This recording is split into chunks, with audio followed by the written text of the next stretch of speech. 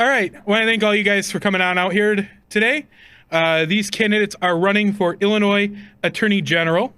We are going to be starting with an introduction. I'd like to ask the candidates to please direct your answers towards the voters, not towards each other. We want to keep this as a friendly forum and not a debate.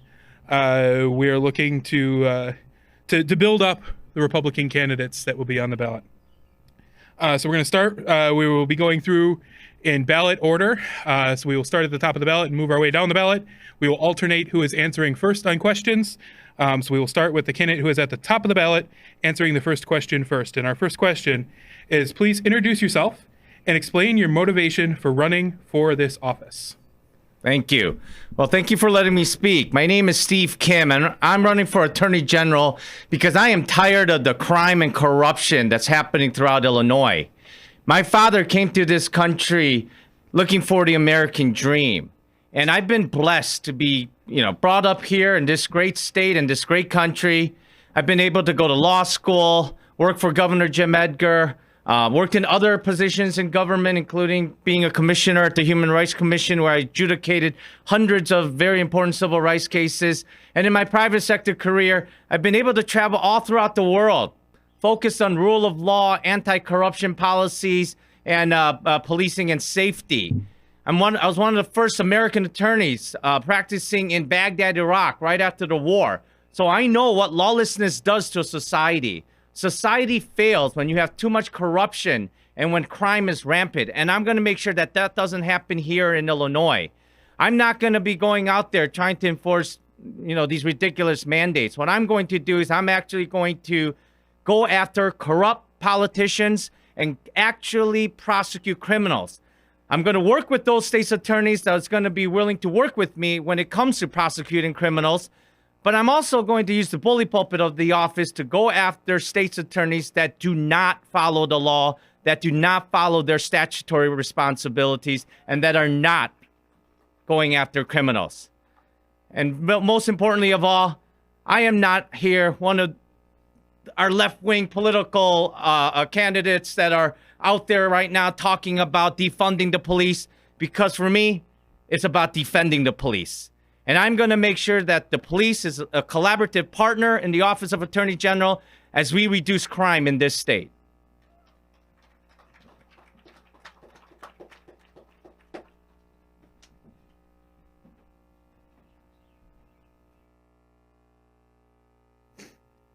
Next on the ballot.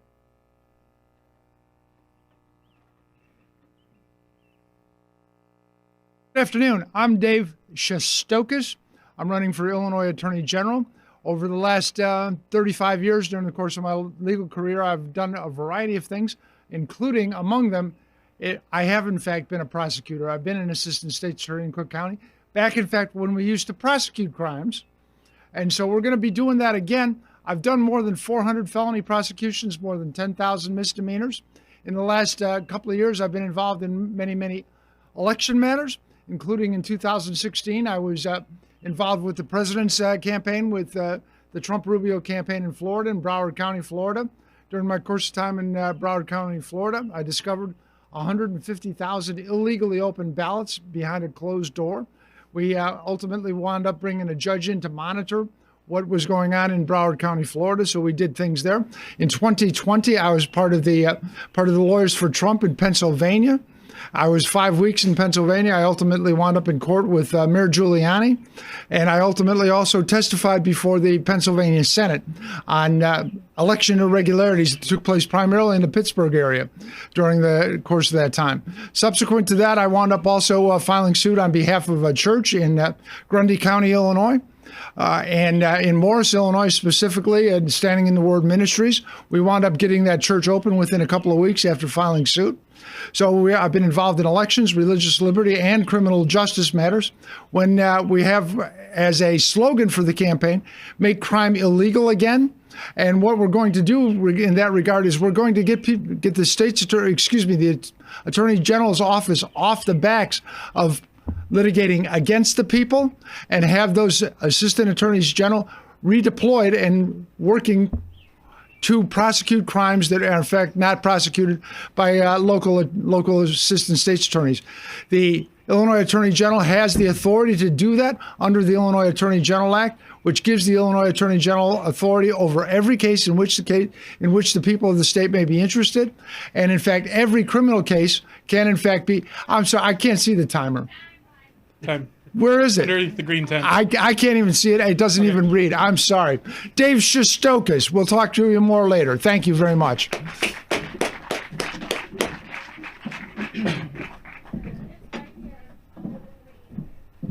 My eyes are bad, but I can see it. Hello, everybody. Is this thing working? My name's Tom DeVore.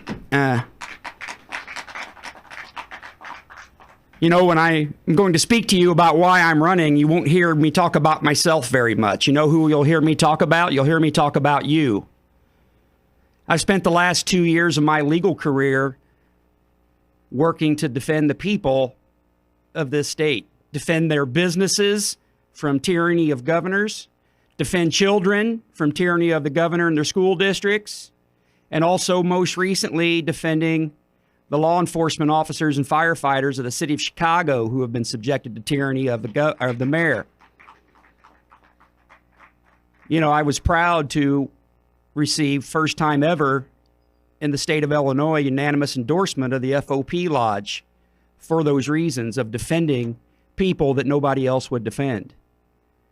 Going back a couple of years ago, when they first started these things against our businesses and our children, I have represented hundreds of businesses. I've represented thousands of families. And I'm glad to say that I was able to play a part. Primarily, it was the mothers of this state that got it done, but I was able to play a part of defending the children of this state. And here we are today with almost 3 million of our children, for the most part, without masks on and not suffering emotionally anymore because of the works that those parents did that I was able to participate in. That's why I'm running for this office. I'm running for this office so that our government works the way that it's supposed to work. Both of my colleagues pointed out examples that we're all aware where it's not working the way that it's supposed to. I think we agree on that. Being able to push back on that requires you to sometimes not be popular. And if you've learned anything about me after being called snake oil salesman, reckless roadshow grifter for the last 2 years by our tyrannical governor, I'm not scared of being unpopular. You elect me Attorney General and we'll clean this state up. Thank you. So our next question, we'll start with Dave. And the next question is, describe 3 bedrock principles that are most important to you, which will guide every decision you make in your public life. Besides everything else, I've actually written a book about the United States Constitution. I've also written a book about the Declaration of Independence. When I look forward to what work I do, I utilize important 55 words from the Declaration of Independence. We hold these truths to be self-evident, that all men are created equal, that they are endowed by their Creator with certain inalienable rights, that among these are life, liberty, and the pursuit of happiness, that to secure these rights, governments are instituted among men, deriving their just powers from the consent of the governed. And that is why elections become so important, because if we do not have the consent of the governed, we have nothing else. And in fact, one of the 5 top duties involved in the Illinois Attorney General Act has to do with prosecuting and enforcing election law. And I suggest to you that elections are, in fact, the critical bedrock principle that we're involved in. And if we do not protect elections, nothing else really matters. Everything else is a sham and a show. So a bedrock principle is, in fact, to enforce election law, see to it that we properly determine the consent of the governed as promised by the Declaration of Independence. Thank you very much. Dave Shastokis. Which Tom will be next. Okay. Yep. Sorry, I'm all confused.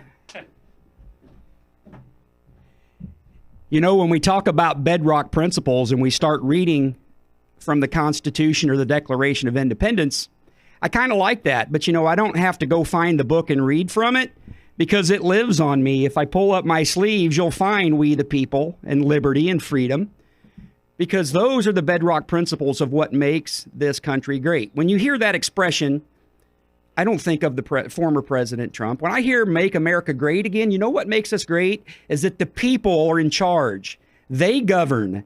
and politicians listen to us.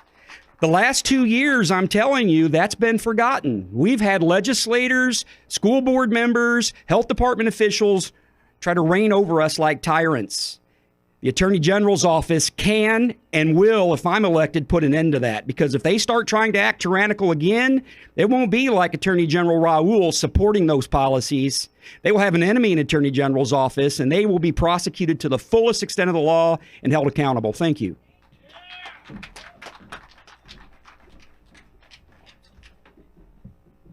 Thank you. I agree with everybody. I think in thinking about this, one very important bedrock principle is, I think, courage and bravery, because you're going to need that to fight these tyrannical Democrats here in Illinois. You're going to need the courage as Attorney General to go after the gangs that are causing all this violence in Illinois. And you're really going to need the courage to go after the corrupt politicians that have been running this state for the past 50 years. And again, I think another very important part that is really missing right now is freedom and fairness and transparency in government. We are free. My father came to this country to be free, not for government to tell him what to do. Government is here to serve. We're not here to serve the government.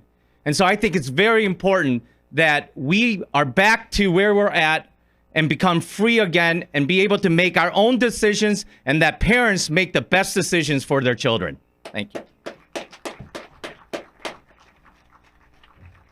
All right, the next question will start first with Tom. As Republicans, we respect all human life and regard all humans as having been created in the image of God. Illinois has become one of the worst states for protecting the rights of the unborn and has become an abortion destination for people from other states, and has taken away parental notification.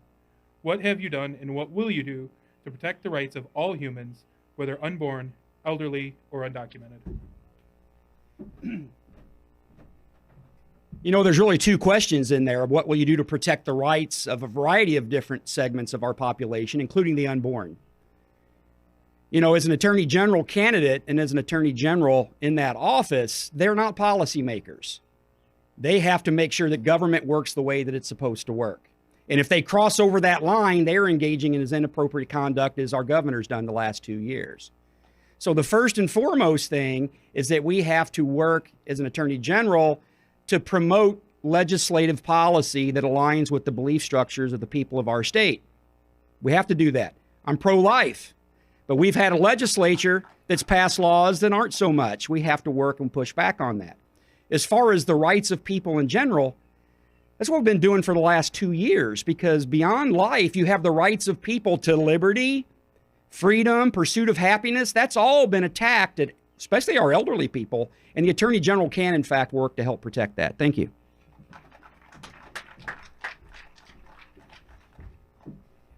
All right, is it me now? Yes. Okay. Keep on getting confused here.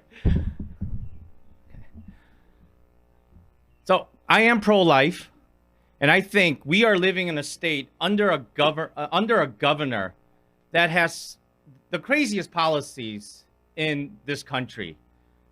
We're going to become an abortion factory if we continue the reign of J.B. Pritzker, and we need to stop that. But in order for us to do that, it can't really be the Attorney General. Can't really even just be the governor.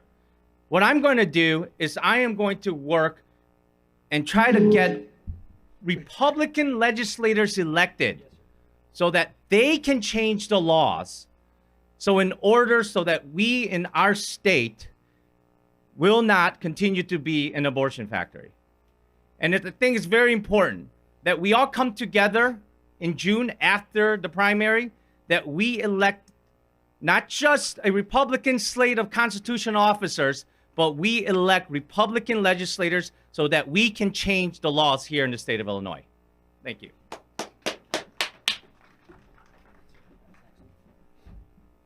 In regards to that question, I am endorsed by the premier Right to Life organization in the state of Illinois, Illinois Family Action, which is the political action arm of the Illinois Family Institute.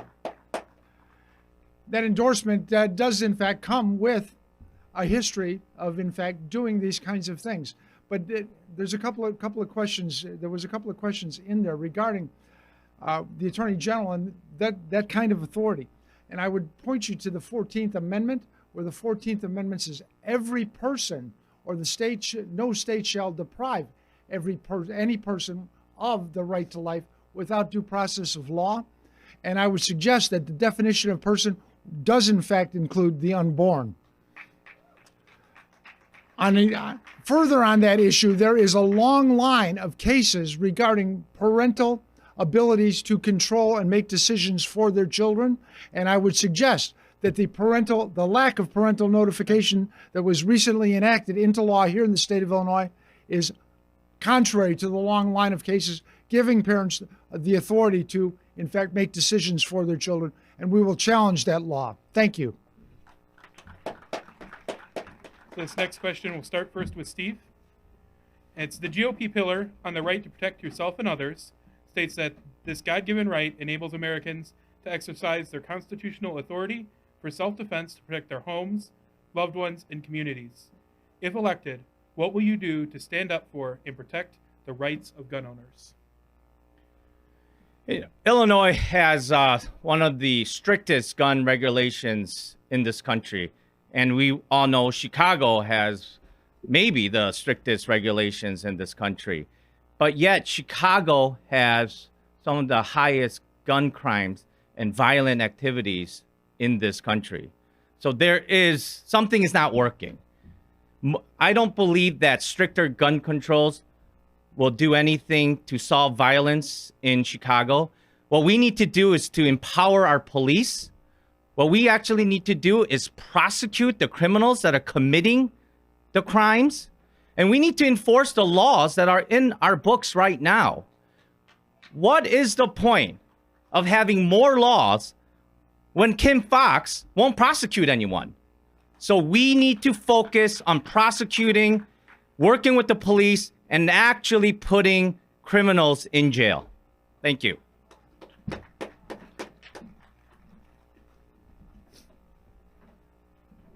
If I'm not mistaken, the question has to do with protection of gun rights. And I will call your attention to something Lisa Madigan did a number of years ago, and that was when the definition of marriage was challenged as between a man and a woman under Illinois law. Ms. Madigan refused to, in fact, defend that for her own personal reasons. We all know how that turned out. I do not believe that there is any reason that a constitutional right should have a permission slip. Any challenge to an FOID card, I will not defend as the Attorney General of the state of Illinois. And I would suspect that very shortly, FOID cards will no longer exist in the state of Illinois because they are clearly unconstitutional. And I will work to see that that happens in the courts. Thank you.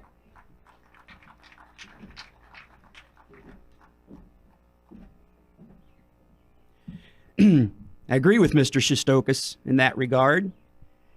You know, when I walked in here today, I took my hat off because I figured it wouldn't be appropriate. It's an NRA hat, and I'm a member. I'm also a safety instructor for children's firearms instruction in the state of Illinois. I have grown up with weapons my whole life since I was a kid. I have 3 children who are 19 that are all certified. 2 of them actually like to hunt, and I can tell you that our family is pro-Second Amendment. I can tell you that they'll pry those guns from my cold, dead hands before they ever take them away from me. And I can tell you that I agree with Mr. Shastokis that I think that the FOID is unconstitutional. I think it should be abolished. And you know how we abolish that? First and foremost, we elect a Republican to the Illinois Supreme Court because we have to take control of that court, and it has to be controlled by Republicans. We take control of the Illinois Supreme Court, and if I'm your Attorney General, we will take that case to them and we'll get that FOID card gone. Thank you.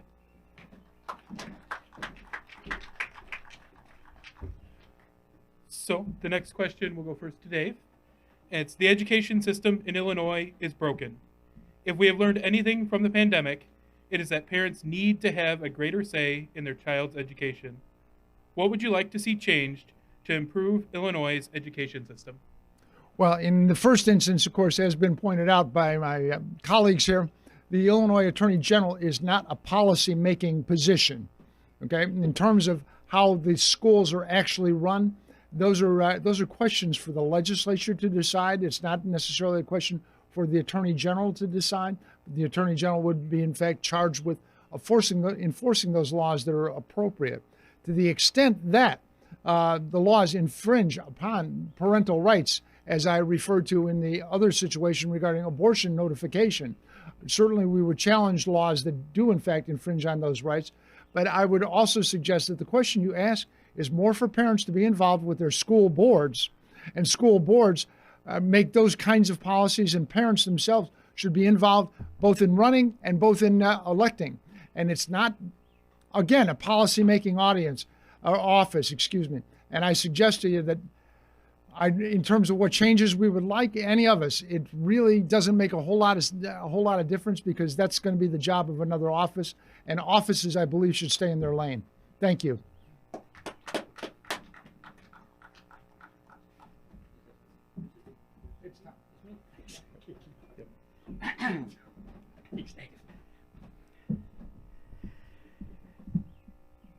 If there's a parent here, you all have witnessed and experienced in the last 2 years your school boards treating your children like their property. Forcing them masks. Excluding them from school because they sat 20 feet away from Susie, and Susie might have had COVID. The Attorney General's office can do something about that. Right? That's not policy making. That's making the arguments that said that the school boards are not the public health authorities. And our Attorney General has supported school districts against your children's rights. And if I'm your Attorney General, it ain't happening. It will not happen, I promise you that. Besides that, another thing that we just did, this whole CRT, the sex education nonsense, what can the AG do even though they're not a policymaker? I just submitted and we prepared an opt-out form because the law allows your kids to opt out. I'm disseminating that across the state of Illinois. Anybody who wants it can have it for free. Opt your kids out of that nonsense. Thank you.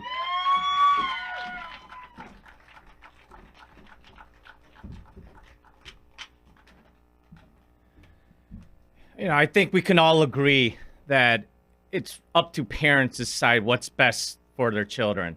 And that's what has not been happening for the past couple of years.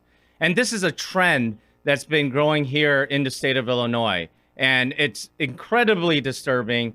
And that is why I do agree that, we do need to elect Republican legislators to ensure that we have laws in place that do not infringe on the responsibilities and the powers of families and parents.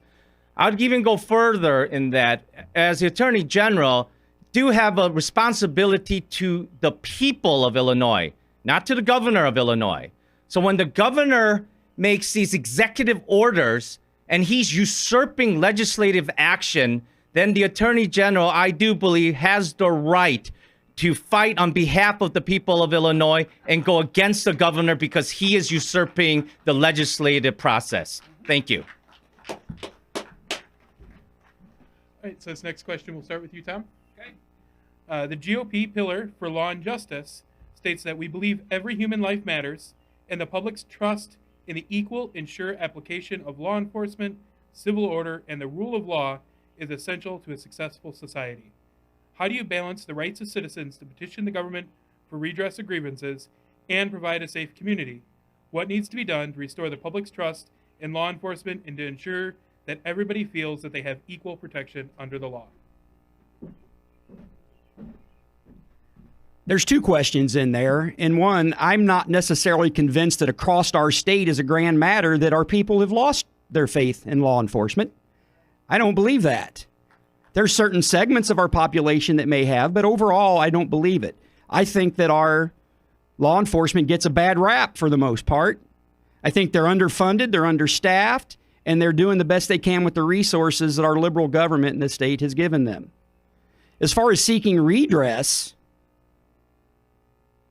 I'll go with what my colleague Mr. Kim said about when a governor overreaches and what the obligations of the Attorney General are. Our Attorney General didn't do that the last 2 years. Our people needed redress on a grand scale because their rights were being violated. And you know what I did about it? I sued them on behalf of thousands of people. So that's what we're going to do. Everybody needs redress. The Attorney General needs to make sure that path is available for everybody. Thank you.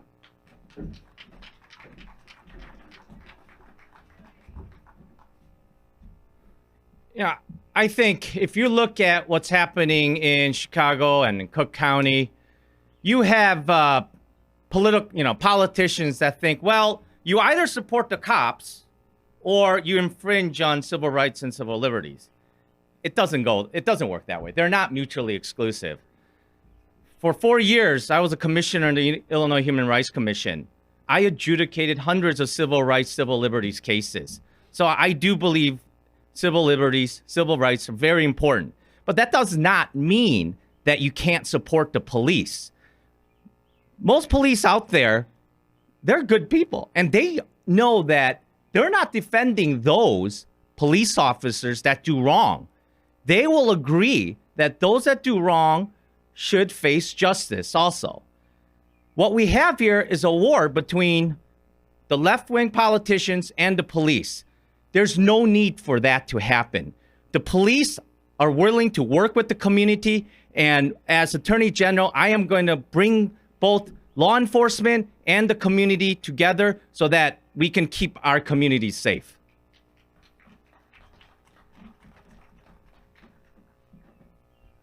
I have previously in my career had the privilege and honor to stand up before a judge and say, "Good morning, Your Honor, David J. Shastokis on behalf of the people of the state of Illinois."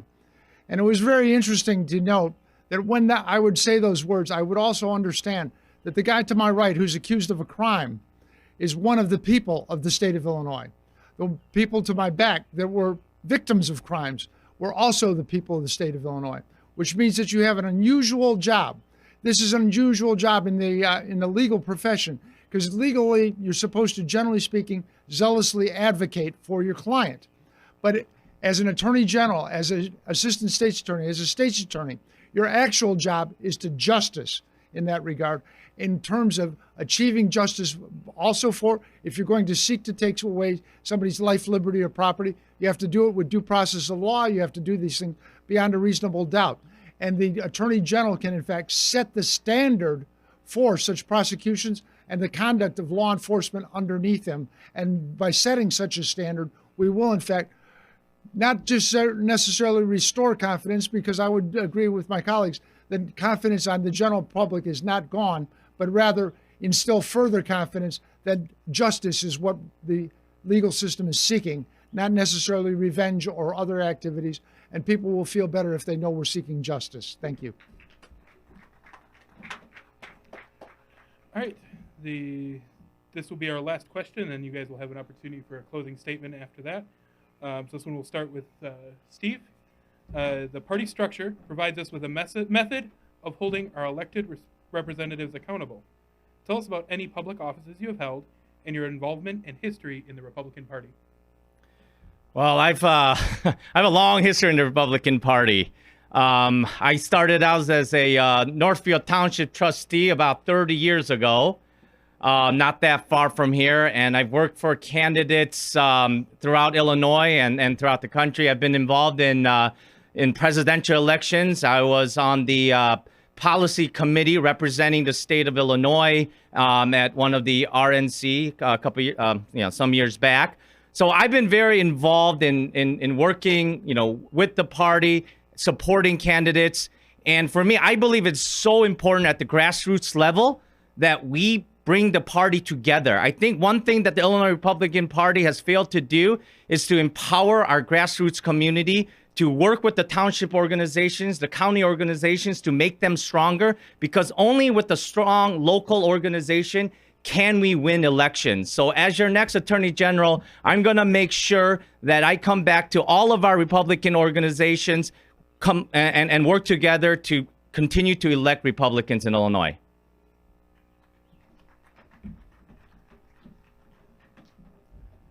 In 1990, I was a Republican nominee for United States Congress to represent a district on the southwest side of Chicago in the southwest suburbs. I ran against a fellow by the name of Bill Lipinski.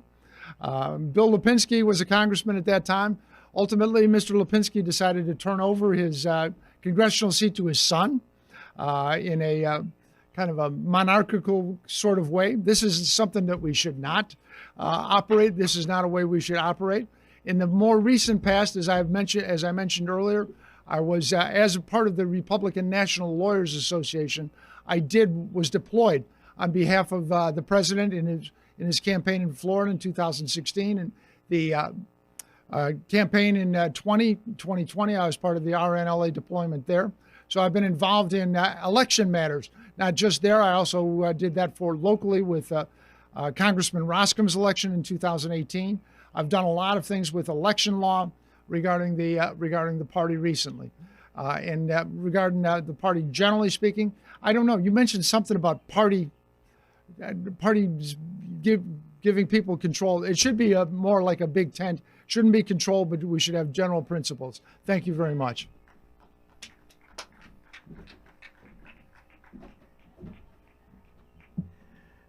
The party structure provides us with a method of holding our elected representatives accountable, is the first sentence. That's nonsense. The party structure, both parties, but we're talking about the Republican Party, is set up in such a way that it tries to choose who runs for office and who doesn't. Mr. Kim kind of pointed out to it. I am so happy that over the last 2 years, there are numerous people across this state who never run for office ever in their life who are running now because they want to make a change for their kids and their families. And you know who tries to keep them out of the system? The Republican establishment does, because I've talked to them. And they don't like it because I don't support their chosen candidate over people that are grassroots that want to just come and do the right thing. So if you want to get good, serious, solid candidates that just want to do the right thing without being beholden to a system that has failed us for decades, the establishment needs to be reworked and completely redone from the ground up. Thank you.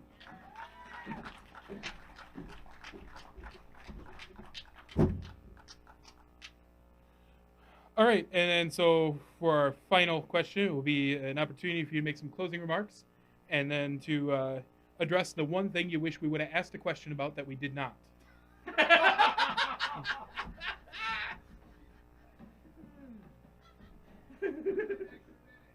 Yeah, I got to think of the question. I have no clue what I wish you would have asked.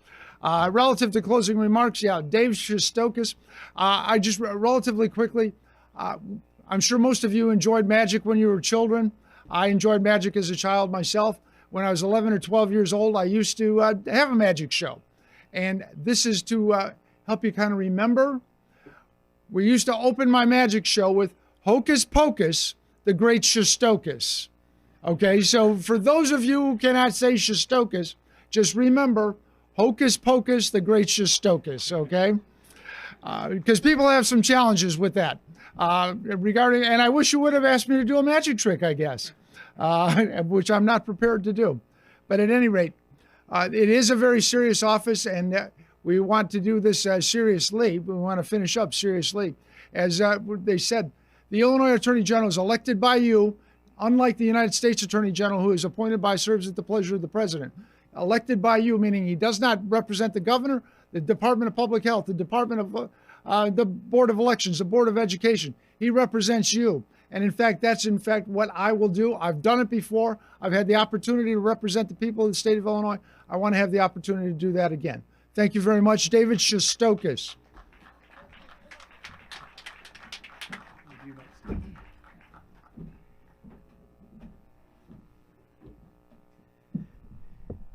You know, I wish they would have asked the question that everybody wants to know. How do we get back on the right track? Right? You know what the answer is? It's not me. It's not either one of these men sitting here. You know who it is? It's you. I've been pounding that drum for 2 years. Over and over and over. Thousands of hours of my time rattling that cage of the people, because you're the only ones that got the answers. You're the only one that can get this state back on path. We may not have the same philosophical beliefs a lot of things. That's okay. But when we allow a governor to rule like a tyrant and we sit by and watch and don't fight back, we're in trouble. That's opening a Pandora's box. What makes us great is that we're in charge. We're always in charge. If the people are wrong, guess what? They're still in charge. And when you have a governor that disrespects that, and you have an attorney general who promotes it and supports it, the people got to take over. My constitutional law professor told me once, he said, Tom, in your life, if the Constitution ever comes under attack, there ain't no branch of government going to save it. You know who's going to save it? It's the people. And I believe that. I wear it on my arm. It's not because I'm up here telling you that, trying to get elected. And let me tell you this. If you think you can just vote for either one of us men and then go back to living your lives, we're going to fail. We're going to fail. And if you would want to vote for me, and then you're going to go back and do whatever it is you've been doing in life and not stay in this fight, don't vote for me. I'm not interested, because I know that I need you. Your government needs you. All of them. Republican, Democrat, Independent, I don't care. They need you. And if you vote for me, I will help and make sure that your government operates the way that the founding fathers set her up. And the rest of it, I leave in your good hands. Thank you.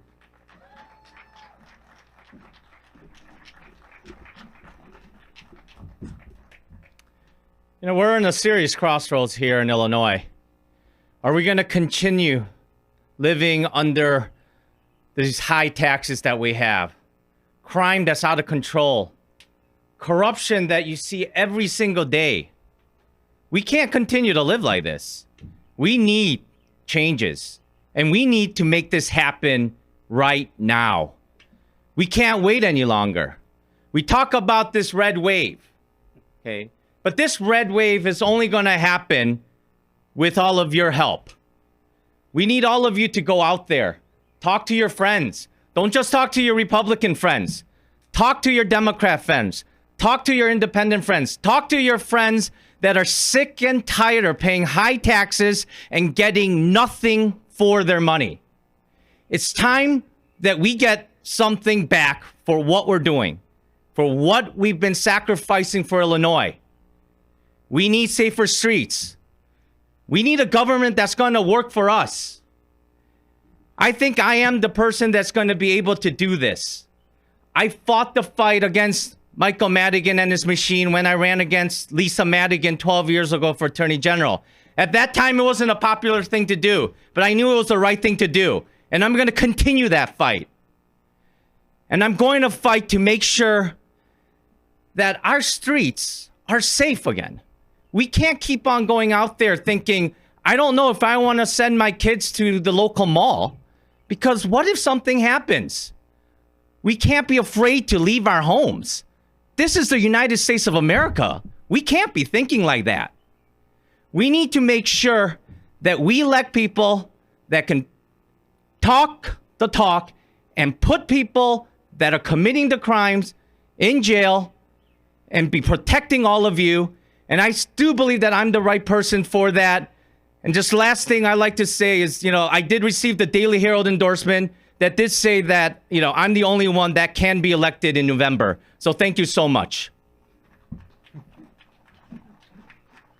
I want to thank all three of you guys.